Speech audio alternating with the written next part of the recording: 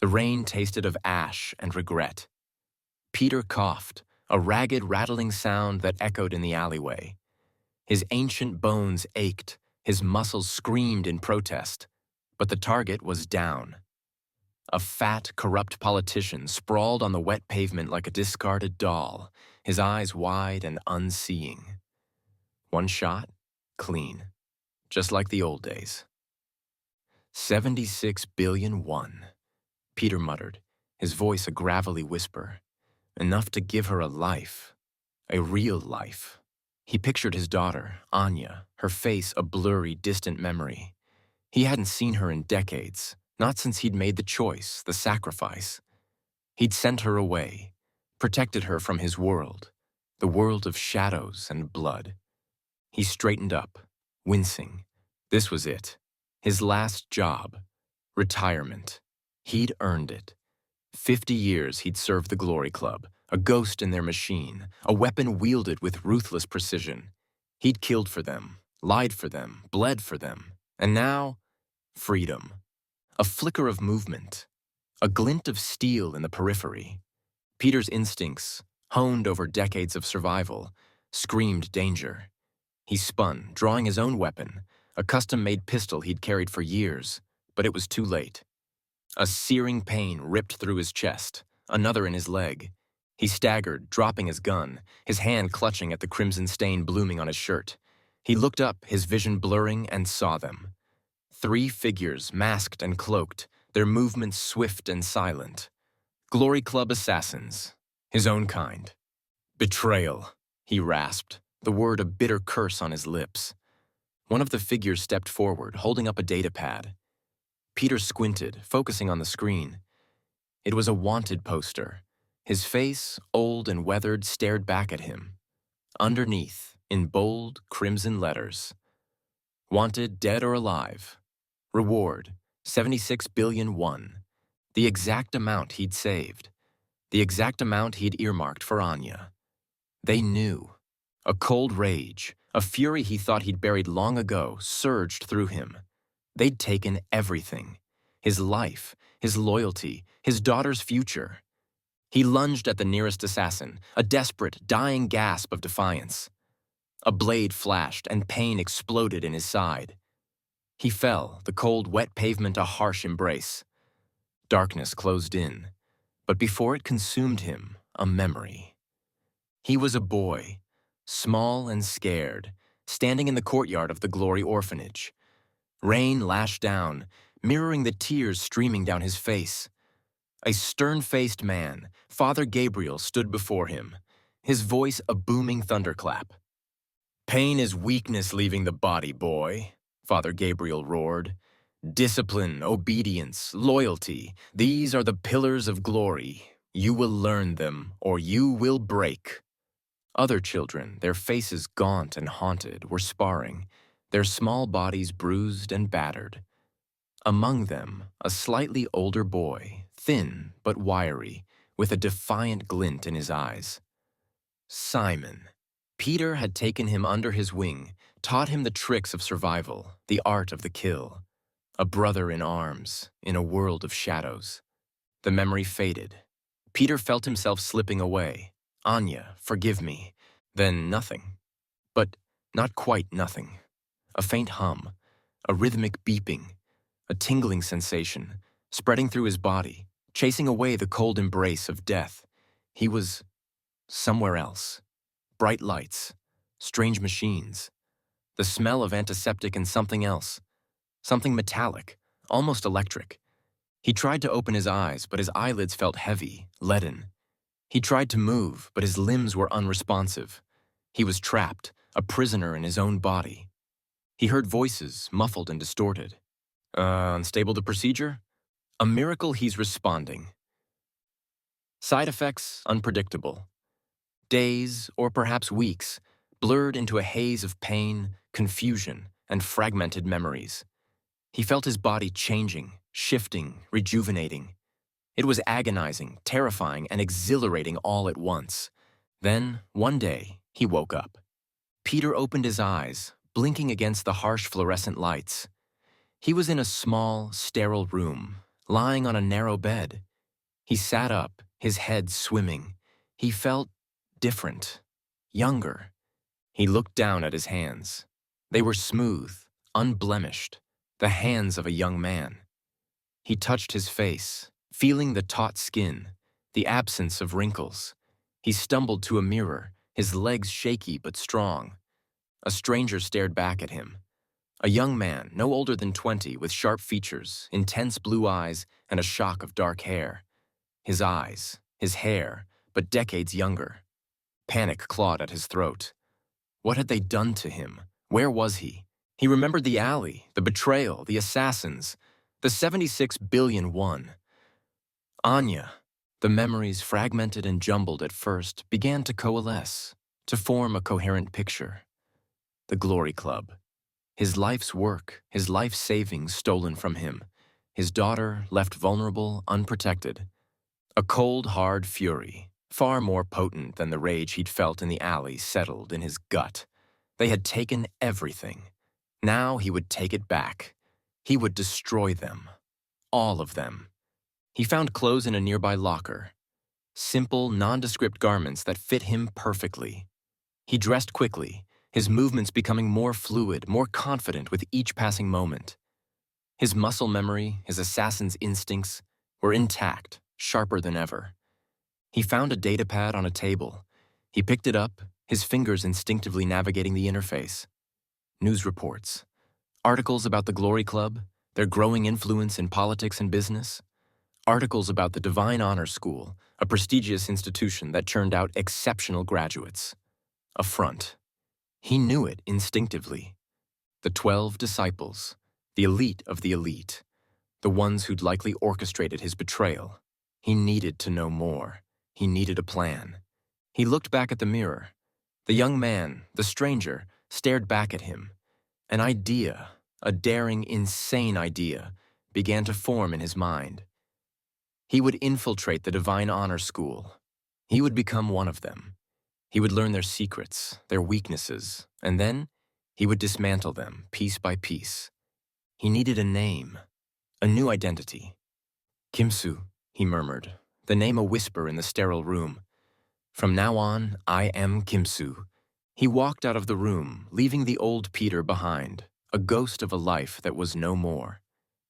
Kimsu, the reborn assassin, stepped into the light, his eyes fixed on the future, a future painted in the crimson hues of revenge. He had a promise to keep, a debt to repay, and a club to destroy. The Divine Honor School looked like a postcard for success through brainwashing. Ivy, manicured lawns, the whole 9 yards. Peter, now Kimsu, felt a sneer tug at his lips. Fucking country club for killers. He clutched the fake papers. Kimsu, orphan, small town, blah, blah, blah, blend in, Kimsu. Be the eager beaver. The registration drone barely looked up.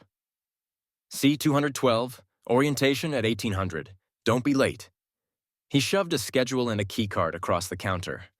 Not even a welcome to hell. Amateur hour. The halls were crawling with kids, eager faces mostly, some scared, some hungry. He spotted the tells, the way they held themselves, too rigid, too controlled. The way they scanned the room, assessing, always assessing. Orphanage brats, he figured. Glory Club through and through. His room was a box, 2 beds, 2 desks, 0 personality. His roommate was MIA. Good. He unpacked. Minimalist wardrobe, a book on philosophy, gotta play the part, and his little toy tucked away safe. A scanner, his lifeline. 1800 hours, the auditorium. Stained glass saints looking down their noses at the future sinners. The headmaster, a scarecrow in a suit, took the stage. Honor, duty, service, he boomed, his voice echoing. The pillars of this institution. He droned on about leadership and opportunity. Peter tuned him out, studying the faces around him. Brainwashed little shits. Then, the hook. Some of you, Scarecrow said, his voice dropping, getting that I've got a secret edge, are destined for more. Here it comes. The assassin's path. for those willing to fully dedicate themselves. The kids practically vibrated with excitement. Idiots. Those interested, step forward. Half the room surged forward. Peter hung back a beat, letting the eagerness wash over him. Then he stepped up, voice clear, ringing with manufactured enthusiasm.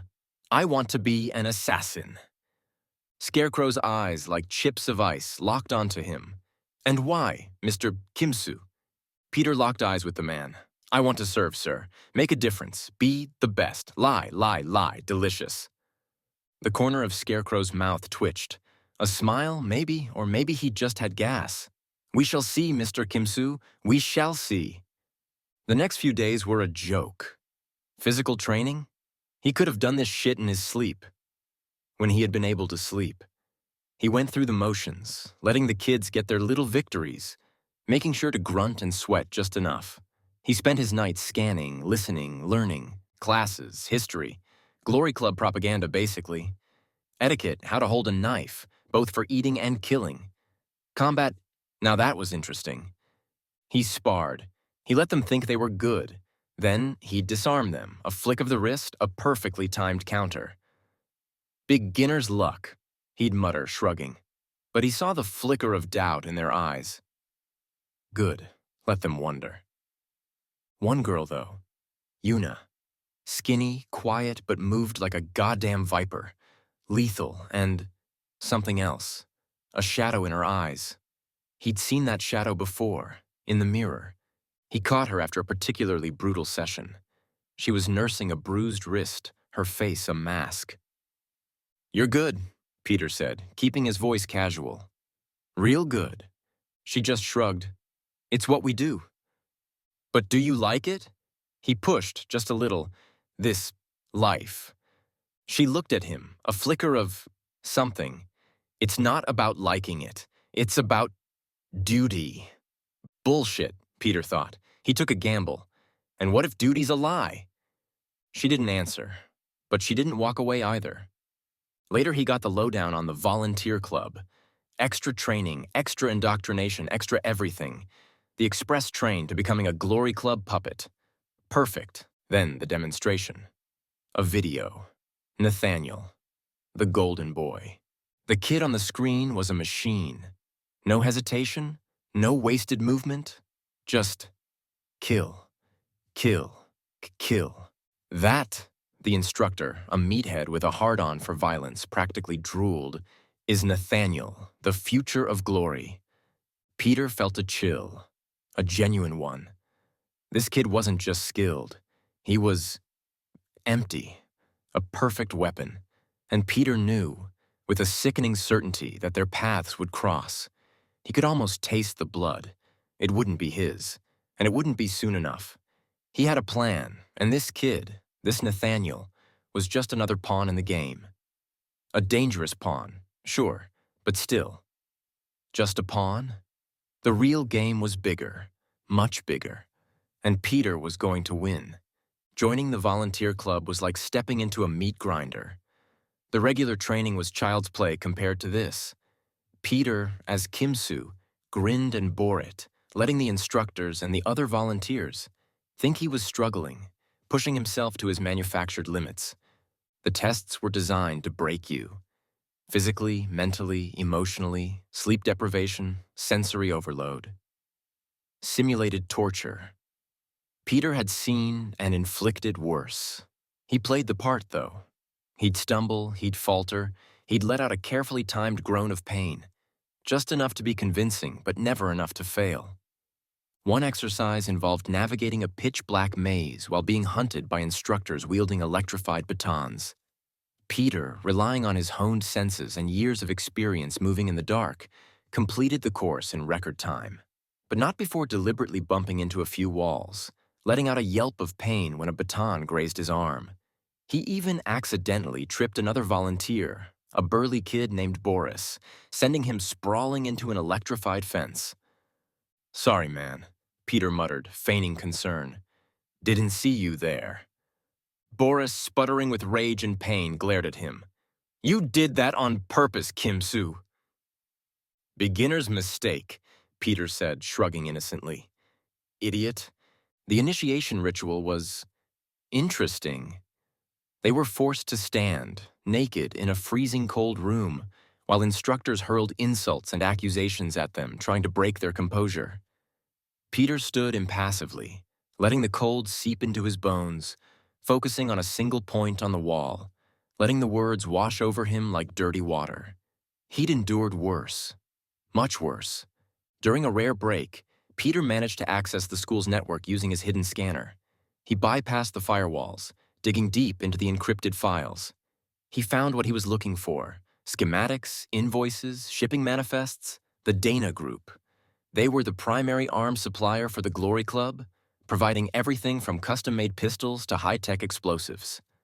A lucrative partnership, built on blood and betrayal. He downloaded the information, careful to cover his tracks. This, he thought, is going to be useful. Later, in the mess hall, he found himself surrounded by a group of gushing volunteers. "Did you see that video of Nathaniel?" One kid, a skinny, nervous type, asked. "The way he took down those cartel guys? Insane." "He's nothing compared to the legends," another volunteer, a girl with a shaved head and a cold glint in her eye, scoffed. "Have you heard of Apostle Peter? They say he could kill a man with a toothpick." Peter kept his face neutral, carefully sipping his watery soup. "Apostle Peter?" he asked, feigning ignorance. "Who's that?" "Only the greatest assassin who ever lived," the skinny kid exclaimed. "They say he could disappear into thin air, that he was unstoppable. He was Glory Club through and through." "Until he disappeared," the girl with the shaved head added, a hint of bitterness in her voice. "Some say he betrayed the club. Others say he went rogue. Nobody knows for sure." Peter felt a cold knot of anger tighten in his gut. Lies. All lies. He forced a smile. "Sounds like a fairy tale." "It's not a fairy tale," the skinny kid insisted. "My uncle used to work for the Glory Club. He said Apostle Peter was real. He said he was a god." Peter finished his soup, the metallic taste of it suddenly nauseating. He excused himself, leaving the gushing fanboys to their legends. He needed to be alone. He needed to think. The training exercise was simple: hand-to-hand combat, no weapons. Peter was paired with an instructor, a grizzled veteran named Petrov, who'd been with the school, and likely the Glory Club, for decades. "Show me what you've got, Kim-Soo," Petrov said, his voice raspy, his eyes narrowed. Peter attacked, his movements fluid and precise. He feigned a few clumsy strikes, letting Petrov block them easily. Then he saw his opening. A subtle shift in Petrov's weight, a slight hesitation in his stance. Peter moved. It was instinct, pure muscle memory. A series of rapid strikes, a takedown, a pressure point applied with pinpoint accuracy. Petrov went down hard, his face contorted in pain and surprise. It happened in a split second. Too fast. Too familiar. A hush fell over the training hall. The other students stared, their eyes wide. Petrov groaned, slowly getting to his feet, his face a mask of disbelief. That move," Petrov stammered, his voice shaking. "Where did you learn that?" Peter shrugged, feigning innocence. "Just instinct, I guess." But he knew. He'd used a signature move of Apostle Peter. A move he'd developed himself, decades ago. A move that shouldn't be known to anyone outside the highest echelons of the Glory Club. He saw the look in Petrov's eyes. Recognition, suspicion, fear. Shit. Later, Yuna found him in the library, her expression troubled. "You're hiding something, Kim-Soo," she said, her voice low and direct. "I've seen you fight. You're holding back. A lot." Peter leaned back in his chair, his gaze fixed on her. "Everyone has secrets, Yuna." "Yours are dangerous," she said. "The way you moved against Petrov, it was like I've seen it before, in old training videos." Peter's heart skipped a beat. He forced himself to remain calm. "Old training videos? What are you talking about?" "Apostle Peter," Yuna said, the name a whisper. You moved like him. Peter laughed, a forced, unnatural sound. You're imagining things. I'm just a student, Yuna, nothing more. But Yuna didn't look convinced. She was smart, too smart. He needed to be careful. That night, Peter accessed the school's network again, his scanner working overtime. He needed to know more about Simon, the ghost of the sword. He found fragments of information, scattered across encrypted files. Simon, a former disciple, now a rogue element. A connection to the Yakuza, a master swordsman, a potential ally, or a deadly enemy. He found a recent report. Simon had been captured. He was being held somewhere, and he was scheduled to be auctioned off.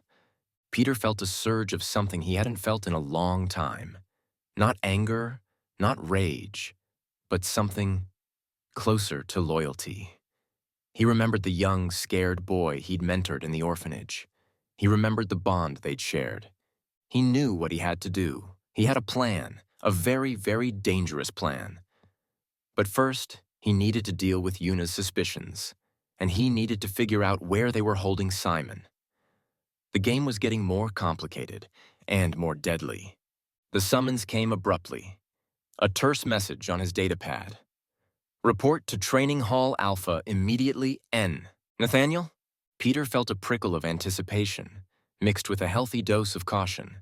This was it, the face-off he'd been both dreading and anticipating. Training Hall Alpha was empty, except for Nathaniel, who was practicing a series of intricate kata with a pair of gleaming razor-sharp blades. He moved with a terrifying grace, a whirlwind of steel and controlled aggression. Peter watched from the doorway, assessing.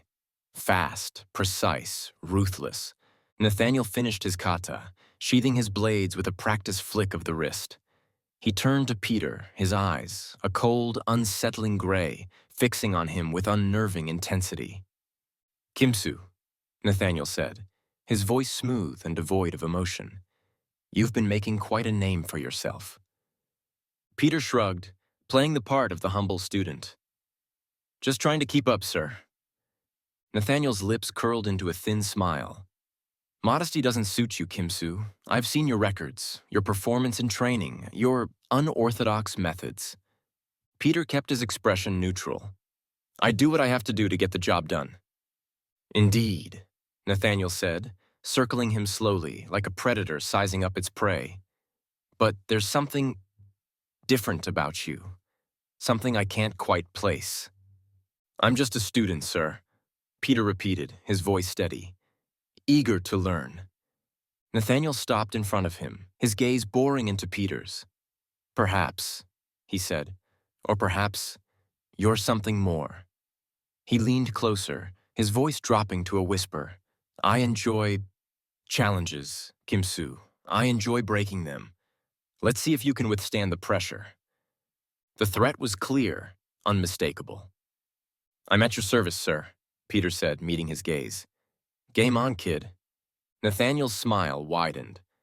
Good, because I have a test for you, a little assignment to prove your loyalty, your worth. He handed Peter a datapad. On the screen was a photograph of a man, middle-aged, with a nervous expression and expensive clothes. Ricardo Vargas, Nathaniel said. A business associate who has become inconvenient. Peter studied the image. He recognized the name. Vargas was a minor player in the global arms trade, a competitor of the Dana Group. He's in Rio, Nathaniel continued. He's expecting a shipment. I want you to intercept it, and him. Eliminate him, Peter asked, keeping his voice neutral. Precisely, Nathaniel said. Bring me proof of his demise and the shipment. Consider it your entrance exam to the inner circle. Peter nodded. When do I leave? Tonight, Nathaniel said. A private jet is waiting. Don't disappoint me, Kimsu. I have high expectations. As Peter turned to leave, Nathaniel's voice stopped him. One more thing, Kimsu. Don't even think about crossing me. I have eyes everywhere, and I always collect my debts. Peter met his gaze, a flicker of defiance in his eyes. "Wouldn't dream of it, sir." Flashback. The target was a human rights lawyer, a thorn in the Glory Club's side. Peter, in his prime, stood on a rooftop, his sniper rifle trained on the lawyer's office window. He had a clear shot. Easy. But something was wrong. He'd been doing this for decades, eliminating threats, silencing dissent. But lately the doubts had been creeping in. The faces of his victims, the collateral damage, the growing sense of emptiness. He hesitated. His finger tightened on the trigger, then relaxed. He lowered the rifle, his heart pounding. He couldn't do it, not this time. He reported a missed opportunity to his superiors. They were displeased, but they couldn't prove his insubordination. But he knew he was on borrowed time. The Glory Club didn't tolerate weakness or conscience. That night, he'd made the decision. He'd start saving. He'd get out. He'd take Anya and disappear. He'd been a fool. Rio de Janeiro. Hot, humid, and teeming with life. Peter, blending in with the crowd, felt a strange sense of freedom. He was out of the suffocating confines of the school, back in his element. The hunt. He tracked Vargas to a lavish penthouse overlooking Copacabana Beach. Security was tight, but predictable. Peter bypassed it with ease, slipping through the shadows like a ghost. He found Vargas in his study, surrounded by bodyguards, nervously talking on the phone.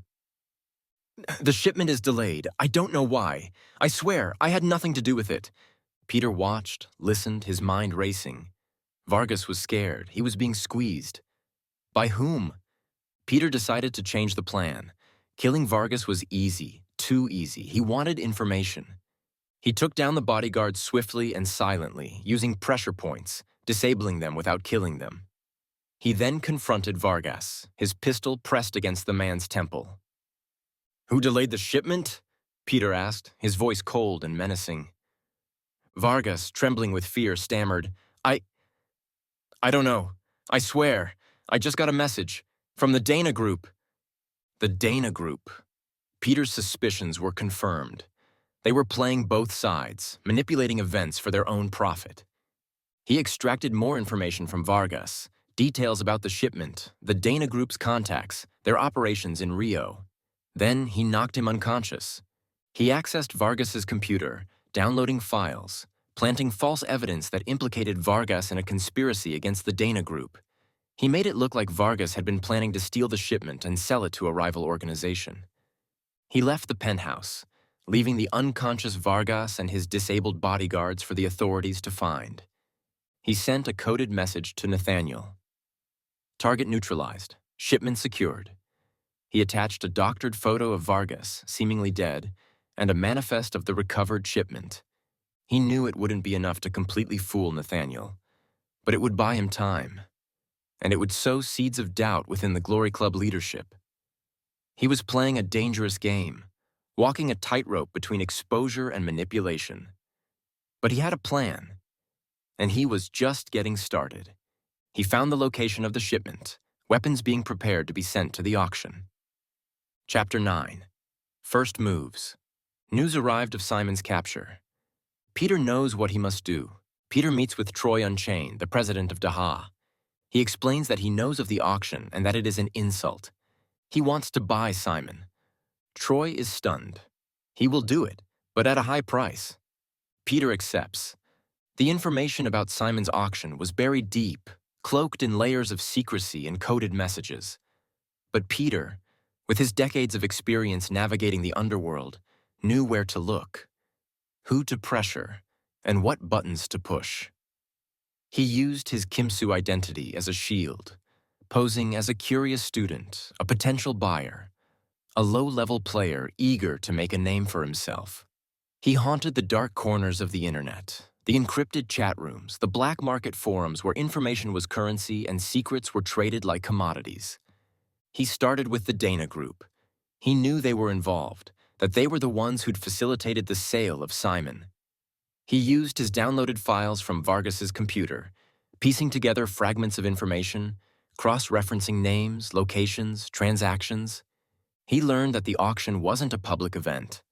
It was an invitation-only affair, held for a select group of the world's most powerful and ruthless individuals. Crime lords, arms dealers, corrupt politicians, the kind of people who traded in human lives like they were buying stocks and shares. The location was a closely guarded secret, constantly shifting, designed to evade law enforcement and rival organizations. But Peter was persistent. He used his scanner to intercept communications, to track shipments, to follow the digital breadcrumbs. He bribed informants, threatened the low-level thugs, and called in old favors from his past life, favors he had hoped never to use. Slowly, painstakingly, he began to narrow down the possibilities. He identified a pattern, a network of shell corporations, offshore accounts, and private jets. He discovered a series of coded messages, hidden within seemingly innocuous transactions. He deciphered the code, revealing a date, a time, and a set of coordinates. A remote island in the South Pacific, the perfect location for an event that needed to stay hidden. Peter felt a surge of grim satisfaction. He had his target. Now he needed a plan. He needed to get to that island, infiltrate the auction, and rescue Simon. He needed to do it without revealing his true identity, without alerting the Glory Club, and without getting himself killed. It was a suicide mission. But he had walked into worse. The training hall was empty, the silence broken only by the rhythmic thwack of Yuna's wooden sword against a practice dummy. Peter watched her from the shadows, admiring her skill, her dedication, her rage. He knew she was suspicious. He'd seen it in her eyes, in the way she'd been watching him, questioning him, testing him. It was time to address it. He stepped into the light. Yuna stopped her practice, turning to face him, her expression guarded. "You wanted to see me, Kim-soo?" she asked, her voice cool and detached. "We need to talk, Yuna," Peter said, his voice low and serious. "About who I am, and what I'm doing here." Yuna's hand tightened around the hilt of her sword. "I'm listening." Peter took a deep breath. "I'm not Kim-soo," he said. "That's just a name, a mask. I'm someone else, someone who used to be part of the Glory Club, a long time ago." Yuna's eyes narrowed. "Who are you?" "That's not important right now," Peter said. "What's important is that I'm here to destroy the Glory Club, from the inside out." Yuna stared at him, her expression a mixture of disbelief and something else. "Hope? Why should I believe you?" she asked. "Because you know something's wrong," Peter said, meeting her gaze. "You've seen it, felt it. The corruption, the lies, the emptiness. You're not like the others, Yuna. You still have a conscience." He saw the flicker of doubt in her eyes, the internal struggle. He knew he was taking a risk, a huge risk, but he needed an ally, and he sensed that Yuna, despite her training, despite her loyalty to the school, was searching for something more. "I know about Simon," Peter said, changing tack. "The ghost of the sword. I know what happened to him." Yuna's eyes widened. "How?" "I have my ways," Peter said, "and I know that the Glory Club betrayed him, just like they betray everyone who doesn't fit their mold." Flashback. A moonless night. A remote Yakuza compound in the mountains of Japan. Simon, young, brash, and at the peak of his powers, stood surrounded by enemies. He'd been sent on a mission, a seemingly straightforward assassination. But it was a trap. He fought with the fury of a cornered tiger, his sword a blur of deadly steel. He cut down dozens of Yakuza thugs, but they kept coming, wave after wave. He was outnumbered, outmatched. He'd been betrayed by someone within the Glory Club, someone who'd wanted him out of the picture. He didn't know who or why, but he knew he was going to die. He fought for the Glory Club, killing anyone in his path, but he spared those he could. He did not believe in killing for killing's sake. However, on this mission, a child was caught in the crossfire. Then, a figure emerged from the shadows. Father Gabriel, his face a mask of cold fury. "You have disgraced us, Simon," he said. "You have disobeyed orders. You have shown weakness." "I did what I thought was right," Simon said, his voice defiant, even as his body trembled with exhaustion. "Right?" Father Gabriel scoffed. "There is no right in glory. There is only obedience. And you, my son, have failed." Simon was disarmed, beaten, and captured. He was stripped of his rank, his title, his honor. He was branded a traitor, a rogue element. He was left to rot, a forgotten legend. The flashback ended. Peter looked at Una, his eyes filled with a mixture of sadness and determination. "They used him, Una, just like they're using you, just like they used me." He saw the tears welling up in her eyes, the anger, the betrayal. He'd struck a nerve. "I want to help you," Peter said, his voice soft. "I want to take them down, but I can't do it alone." Una hesitated, her internal conflict evident. Then, she nodded, a single sharp movement. "What's the plan?" The alliance was forged, a fragile bond built on shared disillusionment and a burning desire for justice. Peter and Una met in secret, in the abandoned corners of the school, sharing information, strategizing, planning. "The auction," Peter said, his voice low and urgent. "It's our best chance. We need to get to that island. We need to rescue Simon, and we need to expose the Glory Club's dealings to the world." Una nodded, her expression determined. "It won't be easy. Security will be tight. The guests, they're powerful, dangerous people." "I know," Peter said, "but we have an advantage. They don't know who I am. They think I'm just another recruit, another pawn in their game." "And they don't know about me," Una added, a hint of steel in her voice. "They think I'm loyal. They trust me." They spent hours poring over the information Peter had gathered, analyzing the security protocols, identifying potential weaknesses, crafting a plan. It was a long shot, a desperate gamble, but it was their only chance. "We'll need weapons," Una said, "and a way to communicate, without being detected." Peter smiled, a grim, determined smile. "I have a few ideas about that."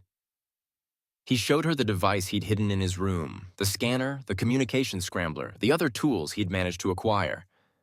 Una looked at him, a flicker of admiration in her eyes. "You're resourceful, Kim Soo, or whatever your real name is." "Call me Peter," he said, a ghost of a smile touching his lips. They worked together, two unlikely allies, bound by a shared past and a common enemy. The plan was taking shape. It was reckless, audacious, and potentially suicidal.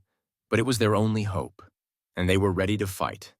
The stage was set. The players were in position. The Crimson Requiem was about to begin. Shindy. The name echoed in Peter's mind, a phantom limb of a past he thought he'd buried. He hadn't thought about her in years, not since she'd chosen her path, a path that diverged so sharply from his own.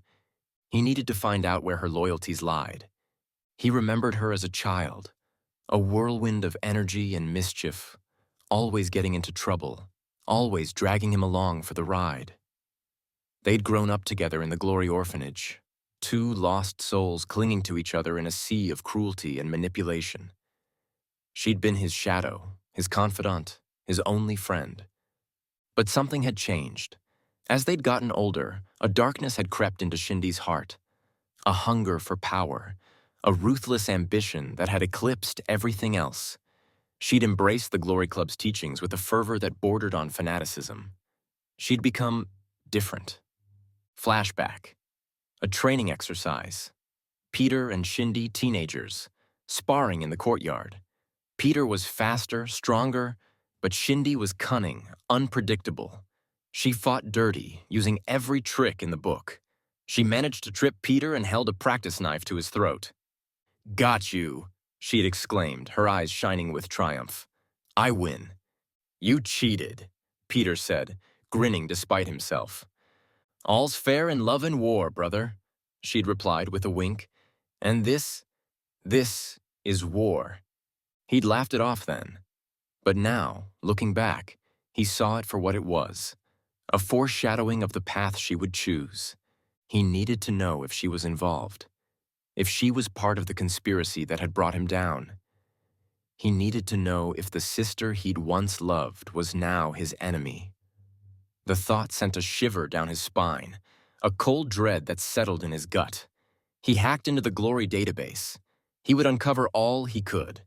The headmaster, that old snake, was getting suspicious. Peter could feel it. The sideways glances, the muttered conversations that stopped abruptly when he entered the room, the extra scrutiny during training. He was pushing too hard, too fast. He knew it, but he didn't have a choice. He'd been meticulously planting evidence, framing Zhang, exposing the hospital director's corruption, subtly undermining the Glory Club's operations.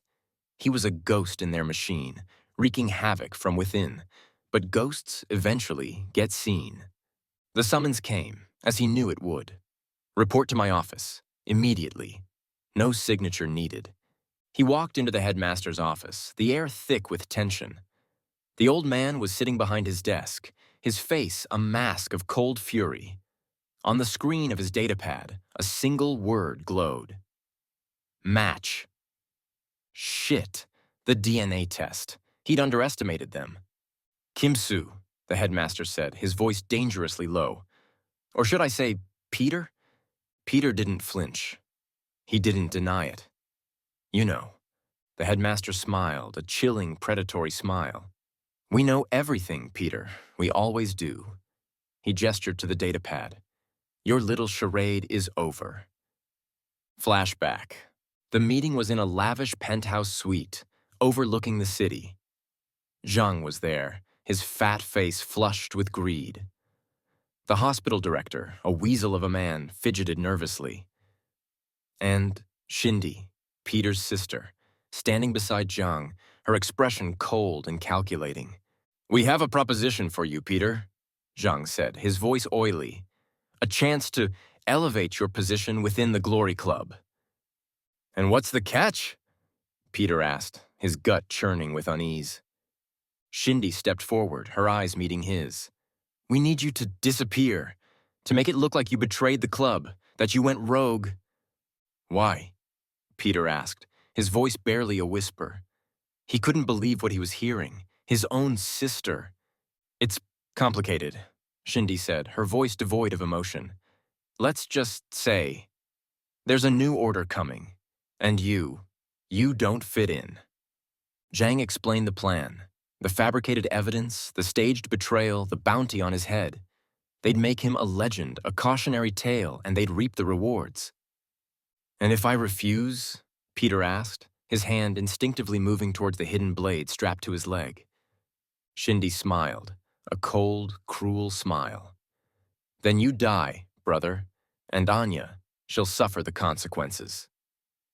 The threat was clear, unmistakable. They knew his weakness. They knew he'd do anything to protect his daughter. He'd agreed. He'd played his part. He'd let them believe they'd won. But he'd vowed, in the silence of his heart, that he would make them pay. Every single one of them. The flashback ended. Peter looked at the headmaster, his eyes burning with a cold, hard fury. You think you've won, Peter said, his voice low and menacing. But you've just made a very big mistake. The headmaster laughed, a harsh, grating sound. You're in no position to make threats, Peter. You're surrounded, outnumbered, outgunned. Maybe, Peter said, a faint smile playing on his lips. But I'm not alone. As if on cue, the door burst open and Yuna stormed in, her weapons drawn. She moved with a swift, deadly grace, taking down the two guards stationed outside the office before they could even react. What? The headmaster stammered, his face paling. Surprise, Peter said, his voice dripping with sarcasm. Nathaniel appeared in the doorway, his expression a mixture of disbelief and rage. Kim-Soo, you traitor! It's Peter, you little shit, Peter retorted, his voice losing all pretense of civility. And I'm here to collect. The fight was brutal, explosive. Nathaniel was fast, skilled, a whirlwind of blades and fists. But Peter was faster, stronger, fueled by years of experience and a burning desire for revenge. He parried, dodged, countered, his movements precise and deadly. Yuna engaged the other guards who rushed into the room, her own skills honed to a razor's edge. She fought with a ferocity that surprised even Peter. The school erupted into chaos. The carefully constructed order, the facade of normalcy, shattered. Students loyal to the Glory Club clashed with those who'd been swayed by Peter and Yuna, the hallways echoing with the sounds of gunfire, screams, and the clash of steel. Peter disarmed Nathaniel, his blade pressing against the young assassin's throat. He saw the fear in Nathaniel's eyes, the realization that he was outmatched, outmaneuvered.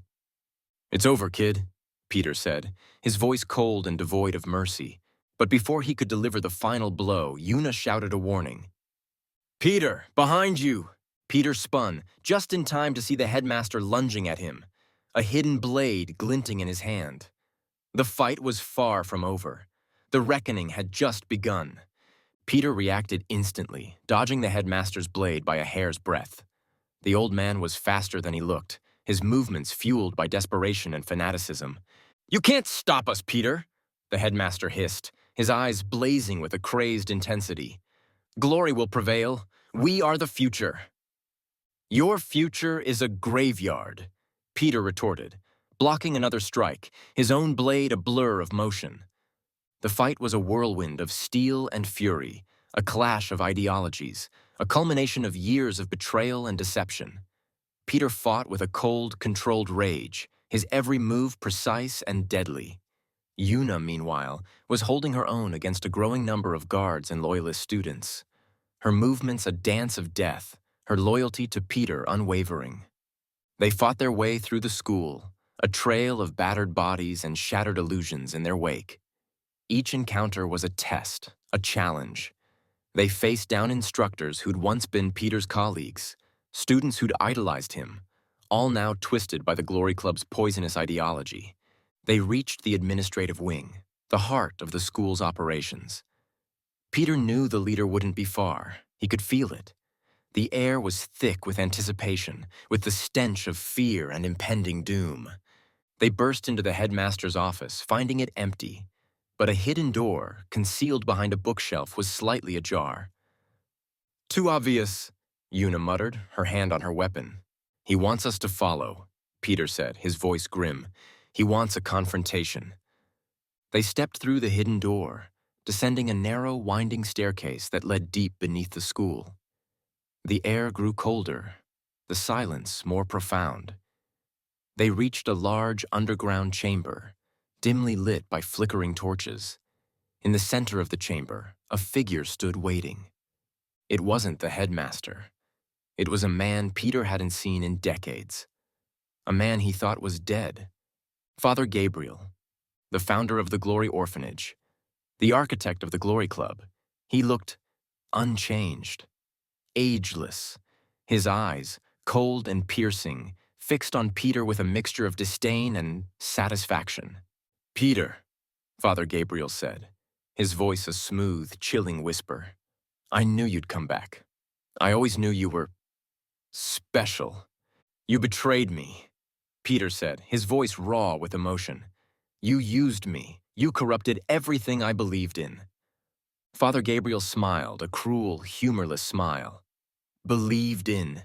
You naive fool. There is no belief, only power, and the Glory Club is power incarnate." He gestured around the chamber. Peter saw rows of monitors, displaying feeds from surveillance cameras all over the world. He saw maps, charts, documents detailing the Glory Club's vast network of influence. Politicians, corporations, governments, all under their control. "We are everywhere, Peter," Father Gabriel said. "We are the invisible hand that shapes the world. We control the flow of information, the flow of money, the flow of power. And you were meant to be a part of it, my greatest creation." "You're insane," Peter said, his grip tightening on his blade. "Perhaps," Father Gabriel said, shrugging, "but insanity is merely a different perspective. and my perspective, is about to become reality. He revealed the Glory Club was preparing a major move, the assassination of a key figure to install their puppet. "You won't succeed," Peter said, his voice filled with a cold determination. "I won't let you." "You can't stop us, Peter," Father Gabriel said, his voice dripping with contempt. "You're one man against an army." "I'm not alone," Peter said, glancing at Yuna, who stood beside him, her weapon raised, her expression resolute. The final battle began. Father Gabriel, despite his age, was a formidable opponent. He moved with a speed and agility that defied belief, wielding a ceremonial sword with deadly precision. He was a master of the old ways, the ancient techniques that Peter had been taught and then surpassed. But Peter had something Father Gabriel didn't. He had allies. He had Yuna, fighting with the fury of a cornered wolf, her skills honed by years of brutal training. And he had the information he'd gathered, the evidence he'd planted, the seeds of doubt he'd sown. As they fought, Peter activated a pre-programmed sequence on his hidden device.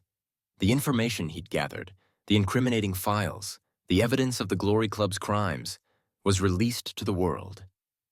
It flooded the internet, spreading like wildfire, exposing the organization's secrets to every news agency, every government, every individual with access to a screen. Nathaniel, who'd been fighting his way towards them, arrived just as the information dump hit. He stopped, his face a mask of disbelief, then rage. He looked at Peter, then at Father Gabriel, then back at Peter. He saw the truth, the betrayal, the lies. You used us," Nathaniel screamed, his voice filled with anguish. Father Gabriel ignored him, his focus solely on Peter. "You think this will stop me?" he sneered. "You think this will make a difference?" "It's over, Gabriel," Peter said, his voice weary but firm. "Your reign of terror is ending." The fight continued, a brutal, desperate struggle. Peter, drawing on every ounce of his skill, his experience, his rage, finally managed to disarm Father Gabriel. He held his blade to the old man's throat, his hand trembling. He could kill him. He could end it, right here, right now. But he hesitated. He looked at Father Gabriel, at the defeated, broken old man, and he saw not a monster, but a relic of a twisted past. A past he was determined to bury. He lowered his blade. "It's over," he repeated, his voice devoid of emotion. Sirens wailed in the distance.